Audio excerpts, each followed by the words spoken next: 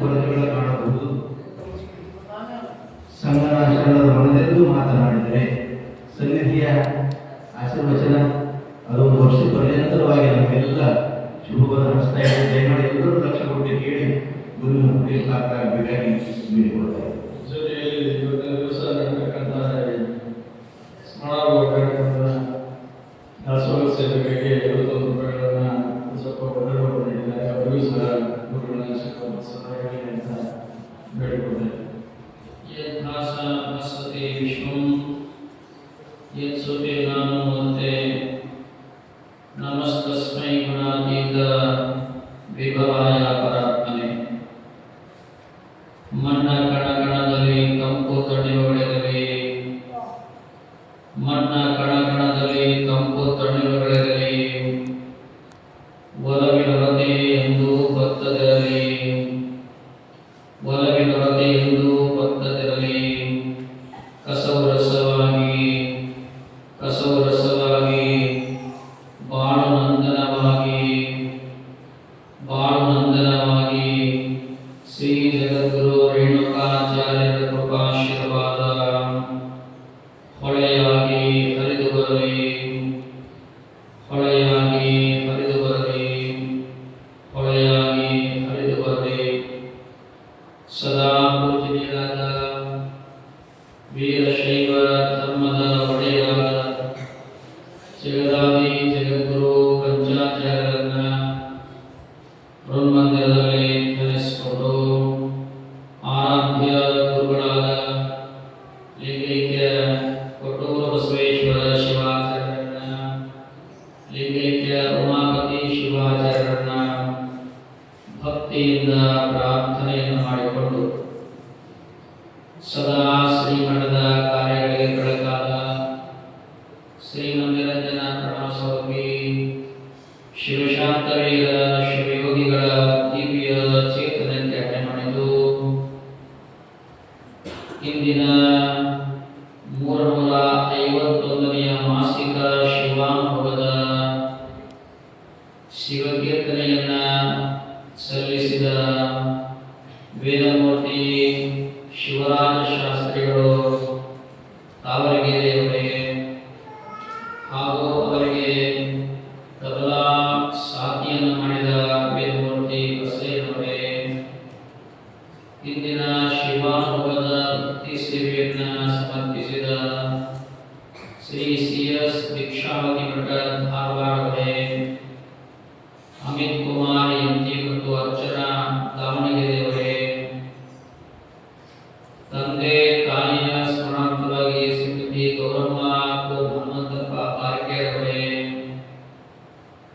ಶಿವಪ್ಪ ಬಸಪ್ಪ ನಾವಳ್ಳಿ ಸಾಕಿನ್ ಖಂಡಿಗೆರೆಯವರೇ, ದಿವಂಗತ ಹನಸಮ್ಮ ಕೋಂ ಸಂಗಪ್ಪ ಅಂಗಡಿ ಸ್ಮರಣಾರ್ಥ ಶ್ರೀಮತಿ ಬಸಮ್ಮ ಕೋಂ ಅಂದಪ್ಪ ಅಂಗಡಿ ಸೂಳಿ ಮತ್ತು ಬಳಗದವರೇ, ಇಲ್ಲಿ ಈ ಶಿವಾನುಭವದಲ್ಲಿ ಸಮ್ಮಿಳಿತರಾಗಿರುವಂತಹ ಯಾವತ್ತು ತಾಯಿಯರೇ, ಹಿರಿಯರೇ ಮತ್ತು ಮಕ್ಕಳೇ,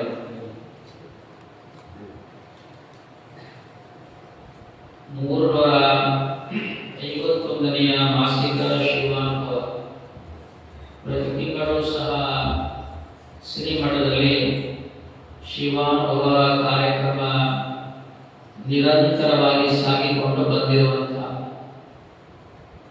ಇದು 351ನೇ ಶಿವಾನುಭವ ಮತ್ತು ವಿಶ್ವಾವಸು ನಾಮ ಸಂವತ್ಸರದ ಕೊನೆಯ ಮಾಸದ ಶಿವಾನುಭವ. ಇದೀಗ ನಮ್ಮ ಶಿವರಾಜ ಶಾಸ್ತ್ರಿಗಳು ಬಹಳ ಸುಂದರವಾಗಿರುವಂತಹ ಒಂದು ಶಿವಕೀರ್ತನೆಯನ್ನ ಭರ್ತೃಹರಿಯ ರಾಜನ ಕಥೆಯನ್ನ ಬಹಳ ಚೆನ್ನಾಗಿ ಹೇಳಿದರು.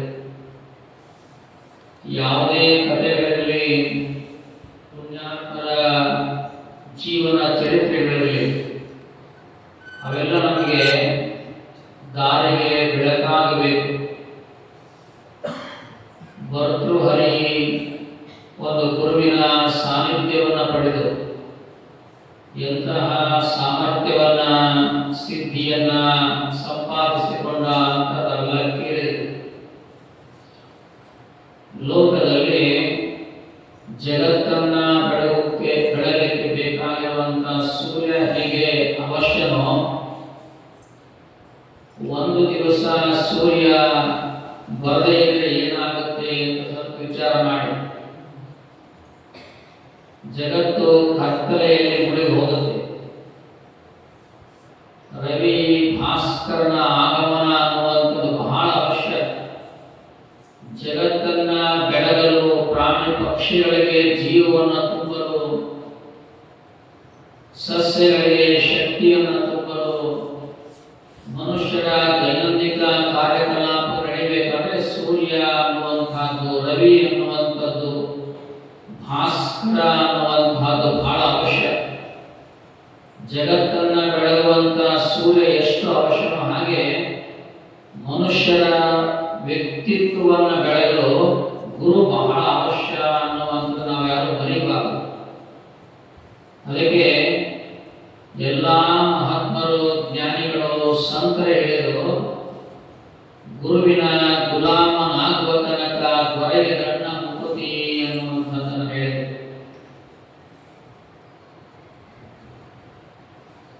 ಹರಪದವನ್ನು ಅರಿಯಬೇಕಾದರೆ ಗುರುಪದವೇ ಮೊದಲು ಅಂತ ಹೇಳಿದರು. ಗುರುವಿನ ಗುಲಾಮ ಅಂದ್ರೆ ಗುಲಾಮ ಅಂತ ಅರ್ಥ ಅಲ್ಲ. ಗುರುವಿನ ಹತ್ರ ಸಭ್ಯನಾಗಿರಬೇಕು, ಗುರುವಿನ ಹತ್ರ ವಿನಮ್ರತೆಯಿಂದ ಇರಬೇಕು, ಗುರುವಿನ ಹತ್ರ ಬಹಳ ಶ್ರೇಷ್ಠನಾಗಿ ವಿನಯತೆಯಿಂದ, ವಿಧೇಯತೆಯಿಂದ ಬದುಕಬೇಕು ಅನ್ನೋದು ಅಲ್ಲಿ ಗುಲಾಮ ಅನ್ನುವಂಥ ಅರ್ಥ ಅಷ್ಟೇ. ಒಂದು ಕಾಲದಲ್ಲಿ ಪ್ರಸಿದ್ಧವಾಗಿರುವಂತ ಒಂದು ವಚನ ಅದು. ಈಗ ವಚನ ಪ್ರಕ್ಷಿಪ್ತ ಅಂತ ಕರೆದಿದ್ದಾರೆ, ಆದರೆ ಅದನ್ನು ಬರೆದವರು ಬಸವಣ್ಣವರು ಅಂತ ಹೇಳಿಕೊಂಡು ಬಂದ ವಚನ. ಗುರುವಿದ್ದ ಊರಲ್ಲಿ ಇರಬಾರದ ನೋಡ ಅಂತ ಹೇಳಿದರು ಬಸವಣ್ಣವರು. ಗುರುವಿದ್ದ ಊರಲ್ಲಿ ಇರಬಾರದ ನೋಡ.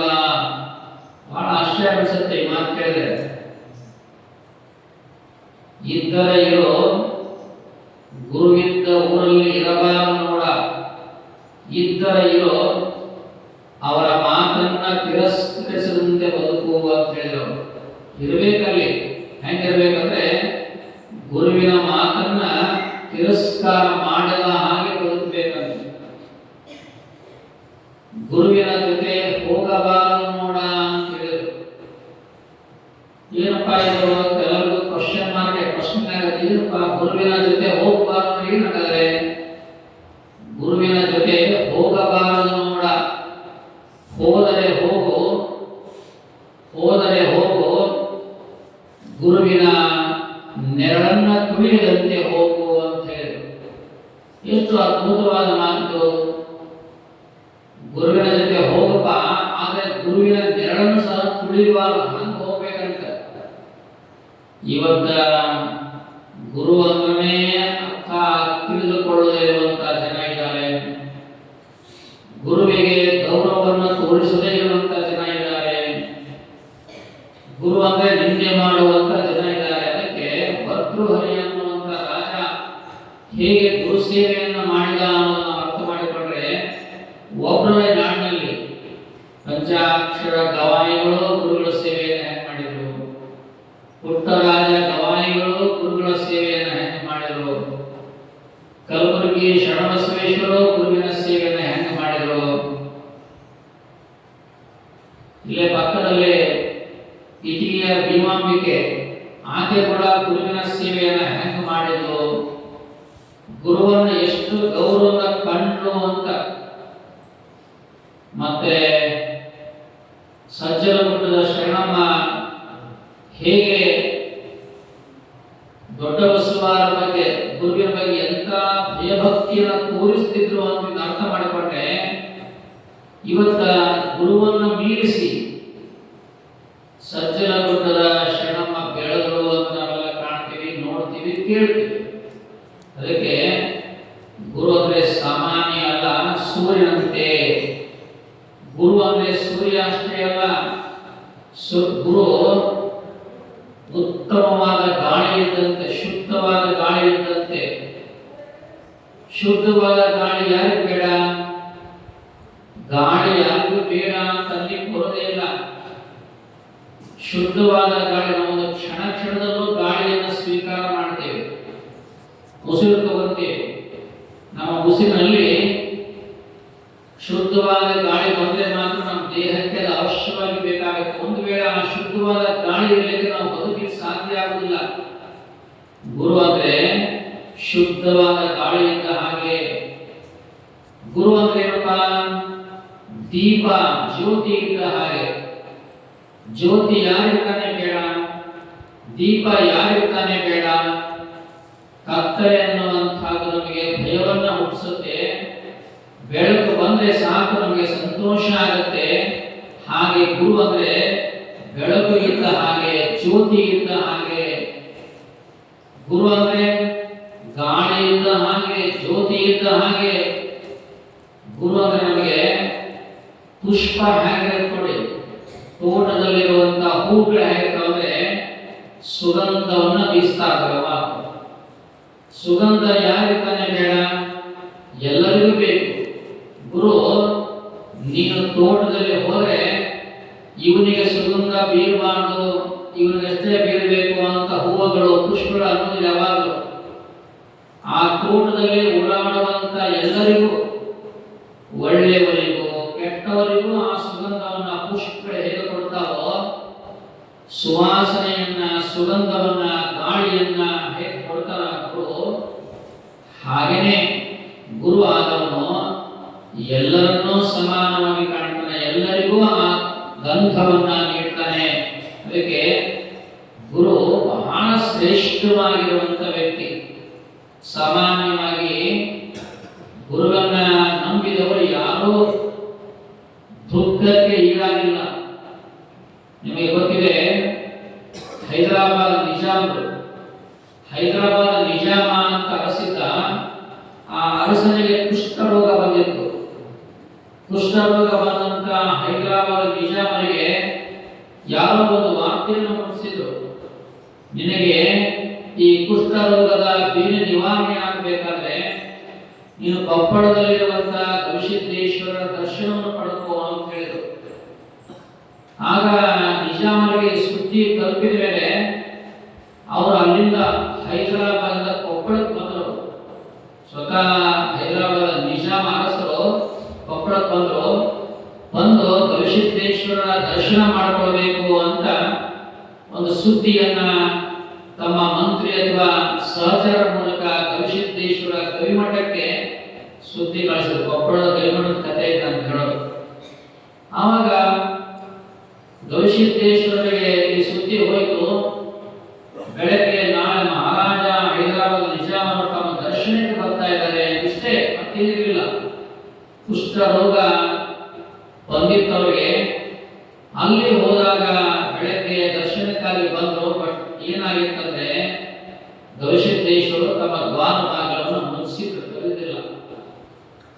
ರಾಜ ವಿಚಾರ ಮಾಡಿದ, ನಿನ್ನೆ ದಿವಸ ನಮ್ಮ ಸಹಚರ ಮೂಲಕ ಸುದ್ದಿಯನ್ನು ಕಳಿಸಿದೆ ನಾನು, ನಾಳೆ ನಿಮ್ಮ ದರ್ಶನಕ್ಕೆ ಬರ್ತೀನಿ ಅಂತ ಹೇಳಿ. ದರ್ಶನಕ್ಕೆ ಬರ್ತೀನಿ ಅನ್ನುವಂತ ಸುದ್ದಿಯನ್ನ, ವಾರ್ತೆಯನ್ನು ಕಳಿಸಿದಾಗಲೂ ಗವಿಸಿದ್ದೇಶ್ವರರು ದ್ವಾರ ಬಾಗಿಲವನ್ನ ತೆಗೆಸಿಲ್ಲ ಅಂತ ಅಂದಮೇಲೆ ಆಶ್ಚರ್ಯ ಆಗಿ ರಾಜ ಸಿಟ್ಟಿಗೆಡಿಲ್ಲ. ಬೇರೆ ಯಾರಾದ್ರೂ ರಾಜ ಬಹುತೇಕ ಸಿಟ್ಟಿಗೆ ಹೇಳ್ತಿದ್ರು ಏನೋ. ಆದರೆ ನಿಜಾಮ ಅರಸನಿಗೆ ಕುಷ್ಠರೋಗ ಇತ್ತು. ಕುಷ್ಠರೋಗ ಅಂದ್ರೆ ಅಂದಿನ ಕಾಲದಲ್ಲಿ ಕುಷ್ಠರೋಗ ನಿವಾರಣೆ ಆಗೋದು ಬಹಳ ಕಷ್ಟ, ಔಷಧಿ ಇರಲಿಲ್ಲ ಅದಕ್ಕೆ. ಸಿಟ್ಟಿಗೆಳದೆ ಆ ದ್ವಾರ ಬಾಗಿಲವನ್ನೇ ಮುಟ್ಟಿ ನಮಸ್ಕಾರ ಮಾಡಿ ಮತ್ತೆ ಹೋದ. ತಾನು ಎಲ್ಲಿ ವಾಸ್ತವ ಮಾಡಿದ್ದ ಕೊಪ್ಪಳದಲ್ಲಿ ಹೋದ. ಮತ್ತೆ ಎರಡನೇ ದಿವಸಕ್ಕೆ ಬಂದು ಮತ್ತೆ ನೋಡ್ತಾನೆ, ಮತ್ತೆ ದ್ವಾರ ಬಾಗಿಲ ಹಾಕಿದ್ದು ಹಾಗೆ ಇತ್ತು. ಹೀಗೆ 5 ದಿವಸಗಳಾದವು. ಕೊಪ್ಪಳದ ಗವಿಮಠದ ಗವಿಸಿದ್ದೇಶ್ವರರು ತಮ್ಮ ದರ್ಶನವನ್ನ ಯಾರಿಗೆ ಕೊಡಲಿಲ್ಲ ಅಂದ್ರೆ ನಿಜಾಮ ಅರಸನಿಗೆ ಕೊಡಲಿಲ್ಲ. ನಿಜಾಮ ಅರಸನಿಗೆ ದರ್ಶನ ಕೊಡಲಿಲ್ಲ. 6ನೇ ದಿವಸಕ್ಕೆ ಬಂದಾಗ ದ್ವಾರ ಬಾಗಿಲ ತೆಗೆದಿತ್ತು. ರಾಜನಿಗೆ ಬಹಳ ಸಂತೋಷ ಆಯಿತು. ಬಹಳ ಸಂತೋಷ ಆಗಿ ಆ ದ್ವಾರ ಭಾಗದಲ್ಲಿ ನಮಸ್ಕಾರವನ್ನ, ಸಾಷ್ಟಾಂಗ ನಮಸ್ಕಾರವನ್ನ ಹಾಕಿ, ಅಲ್ಲಿ ಗವಿಸಿದ್ದೇಶ್ವರರು ಇಲ್ಲೇ ಅದಾರ ಅಂತ ತಿಳ್ಕೊಂಡು 5 ದಿವಸ ನಮಸ್ಕಾರ ಮಾಡಿ ಹೋಗಿದ್ದ.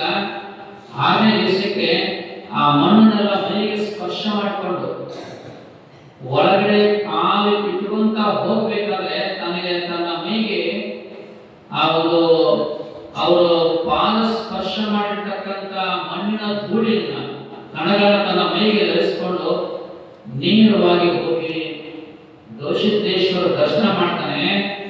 ಆ ದರ್ಶನ ಮಾಡಿಸಿದ ಮೇಲೆ ಆದ್ಮೇಲೆ ನನಗೆ ಕುಷ್ಠರೋಗ ಬಂದಿದೆ ಮಹಾಸ್ವಾಮಿಗಳೇ, ನನಗೆ ರೋಗಕ್ಕೆ ನಿವಾರಣೆ ಒಬ್ಬರು ಸಲಹೆಯನ್ನು ಕೊಟ್ಟಿದ್ರು, ಅದಕ್ಕೆ ನಾನು ನಿಮ್ಮಲ್ಲಿಗೆ ದರ್ಶನಕ್ಕೆ ಬಂದಿದ್ದೆ, ನನಗೆ ಏನಾದರೂ ಔಷಧ ಕೊಡ್ರಿ ಅಂತ ಕೇಳಿದ ರಾಜ. ಅವ್ರೇನು ಔಷಧ ಕೊಡಲಿಲ್ಲ. ಅವ್ರು ಹೇಳಿದ್ರು, ನಮ್ಮ ಮಠದಲ್ಲಿ ಅಂಬಲಿ ಪ್ರಸಾದ ಇದೆ, ಆ ಪ್ರಸಾದವನ್ನು ಸ್ವೀಕಾರ ಮಾಡಿಕೊಂಡು ಹೋಗಿ ಮಹಾರಾಜರೇ ಅಂತ ಹೇಳಿ ಅಷ್ಟೇ ಬರ್ತಿಲ್ಲ. ರಾಜ ಗವಿಮಠದಲ್ಲಿರುವಂತಹ ಜೋಳದ ಅಂಬಲಿ ಪ್ರಸಾದವನ್ನು ಸೇವನೆ ಮಾಡಿ ಹೋದ. ತಾನು ಎಳೆದುಕೊಂಡಿರ್ತಕ್ಕಂಥ ಸ್ಥಳಕ್ಕೆ ಮತ್ತೆ 1-2 ದಿವಸ ಪ್ರಸಾದ ಸ್ವೀಕಾರ ಮಾಡಿ ಹೋದ. ಹೊರಳಿ ತಾನು ಹೈದರಾಬಾದ್ ತಲುಪುವ ಪೂರ್ವದಲ್ಲೇ ಆತನಿಗೆ ಅಂಟಿಕೊಂಡಿರುವಂತ ಕುಷ್ಠರೋಗ ನಿವಾರಣೆ ಆತು ಅನ್ನೋದನ್ನ ನಾವೆಲ್ಲ ಕೇಳ್ತೀವಲ್ಲ, ಇದು ಗುರುವಿನ ಶಕ್ತಿ ಮತ್ತು ಮಹಿಮೆಯನ್ನು ನಾವು ಅರ್ಥ ಮಾಡಿಕೊಳ್ಳಬೇಕು. ಪ್ರಸಾದದಲ್ಲಿ ಎಂತಹ ಶಕ್ತಿ ಇರುತ್ತೆ, ಒಬ್ಬ ಗುರುವಿನ ವಾಕ್ಯದಲ್ಲಿ ಎಂತಹ ಸಿದ್ಧಿ ಇರುತ್ತೆ. ಪರೀಕ್ಷೆ ಮಾಡಲು ಅರಸನ್ನು ನಾವು 5 ದಿವಸ ಬಂದ್ರೆ ರಾಜಗೆ ಸಿಟ್ಟಿಗೆದ್ದು ಯುದ್ಧ ಮಾಡ್ತಾನ ಗುರುಗಳ ಮೇಲೆ, ಬಾಗಿಲ ಹೊಡಿತವನ್ನು ನೋಡಿದ್ರು. ಆಗ ಬಹಳ ತಾಳ್ಮೆಯಿಂದ ಇದ್ದಂತ ನಿಜಾಮನ ಅರಸನ ಒಂದು ತಾಳ್ಮೆಯ ಪರೀಕ್ಷೆಯನ್ನು ಮಾಡಿ ಆತನ ದರ್ಶನ ಕೊಟ್ಟು, ಅದಕ್ಕೆ ಎಷ್ಟೋ ಹಳ್ಳಿಗಳನ್ನ ನಿಜಾಮ ಅರಸರು ಗವಿಸಿದ್ದೇಶ್ವರ ಮಠಕ್ಕೆ ಉಂಬಳಿಯನ್ನಾಗಿ ಕೊಟ್ಟರು ಅಂತ ದಾಖಲೆ ಇದೆ. ಒಂದು ಕಾಲದಲ್ಲಿ ಅರಸರಾದವರು, ರಾಜರಾದವರು ಮಠಗಳಿಗೆ ಉಂಬಳಿಯನ್ನ ಯಾಕೆ ಕೊಡುತ್ತಿದ್ರು, ಯಾಕೆ ಮಠಗಳಿಗೆ ಬರ್ತಿದ್ರು? ಒಬ್ಬ ಇಸ್ಲಾಂ ಧರ್ಮದ ಅರಸ, ಮುಸ್ಲಿಂ ಧರ್ಮದ ಅರಸನೂ ಸಹ ಒಂದು ಹಿಂದೂ ವೀರಶೈವ ಪರಂಪರೆಯ ಮಠಗಳಿಗೆ ನಡೆದುಕೊಂಡ ಪರಂಪರೆಯನ್ನು ಕೇಳಿದ್ರೆ ನಿಜವಾಗೂ ನಮ್ಮ ದೇಶದಲ್ಲಿ ಗುರುವಿಗೆ ಎಂತಹ ಶಕ್ತಿ ಮತ್ತು ಸಾಮರ್ಥ್ಯ ಇದೆ ಅಂತ ನಾವೆಲ್ಲ ಅರ್ಥ ಮಾಡಿಕೊಳ್ಳಬೇಕು. ನೀವು ಸಾವಳಿಗೆಯಲ್ಲಿ ವಿಜೇತರಾಗಿರುವಂತಹ ಮಠ ಹಿಂದೂ ಮತ್ತು ಮುಸ್ಲಿಂ ಭಾವೈಕ್ಯದ ಮಠ, ಸಿದ್ಧ ಸಂಸ್ಥಾನ ಮಠ ಸಾವಳಿಗೆ. ಅಷ್ಟೇ ನಮ್ಮ ಜುತ್ತಿ ಹಿರೇಮಠದ ಪರಂಪರೆಯೂ ಕೂಡ ಬಿಜಾಪುರದ ಆದಿಶಾಹಿಗಳ ಅರಸರಿಗೆ ಕೊಟ್ಟಿರುವಂತ ಭಾಷೆ ಮತ್ತು ಮಾತಿನಿಂದ ಆದಿಶಾಹಿ ಅರಸರು ನಮ್ಮ ಹಿರಿಯ ಮಠದ ವಂಶಜರಿಗೆ ನೀವು ಹಿರಿಯ ಮಠದವರು ಅಷ್ಟೇ ಅಲ್ಲ, ಯುಕ್ತಿ ಹಿರಿಯ ಮಠದವರು ಅನ್ನುವಂಥ ಸನದನ್ನು ಕೊಟ್ಟಿರುವಂತ ಒಂದು ವಾಡಿಕೆ ನಾವೆಲ್ಲ ಕೇಳ್ತೀವಿ. ಅಂದ್ರೆ ನಮ್ಮ ಮಠದ ಹಿಂದಿನ ಪರಂಪರೆಯ ಶ್ರೀಗಳಲ್ಲಿ ಒಂದು ತಪಸ್ಸು, ಅನುಷ್ಠಾನ, ಶಕ್ತಿ ಇವೆಲ್ಲ ಹೇಗೆ ಬೆಳೆದುಕೊಂಡಿದ್ದು ಅಂತ ನಾವೆಲ್ಲ ಅರ್ಥ ಮಾಡಿಕೊಳ್ಬೇಕಾಗತ್ತೆ. ಅದಕ್ಕೆ ಗುರು ಅಂದ್ರೆ ಸಾಮಾನ್ಯವಾಗಿರುವಂಥದ್ದಲ್ಲ, ಅದು ಮಹಾಶಕ್ತಿಯಾಗಿರುವಂತಹದ್ದು. ಆತನಲ್ಲಿ ಇಟ್ಟಿರುವಂತಹ ನಂಬಿಕೆ ಎಂದೂ ಹುಸಿಯಾಗಲು ಸಾಧ್ಯನೇ ಇಲ್ಲ. ನಂಬಬೇಕಷ್ಟೇ, ನಾವು ನಂಬಲಿಕ್ಕೆ ಹೋಗುವುದಿಲ್ಲ. ಬಹುತೇಕ ನಮ್ಮ ಊರಿನಲ್ಲಿ ಕೊಟ್ಟೂರು ಬಸವೇಶ್ವರ ಶಿವಾಚಾರ್ಯರಾಗಲಿ, ಉಮಾಪತಿ ಶಿವಾಚಾರ್ಯರಾಗಲಿ, ಮರಿಶಾಂತವೀರ ಸ್ವಾಮಿಗಳಾಗಲಿ, ಶಿವಶಾಂತವೀರ ಮಹಾಸ್ವಾಮಿಗಳಲ್ಲಿ ಯಾರು ನಂಬಿಕೆಯನ್ನು ನಡೆದುಕೊಂಡು ಹೋಗ್ಯಾರಲ್ಲ, ಅವರು ಯಾವುದೇ ರೀತಿಯಾಗಿರುವಂತ ಕೆಟ್ಟದ್ದು ಆಗಿದ ಉದಾಹರಣೆ ನಮ್ಮ ಊರಿನಲ್ಲಿ ಇಲ್ಲ ಅಂತ ಹೇಳಲಿಕ್ಕೆ ಬಹಳ ಹೆಮ್ಮೆ ಮತ್ತು ಸಂತೋಷ ಅನಿಸ್ತಾ ಇದೆ.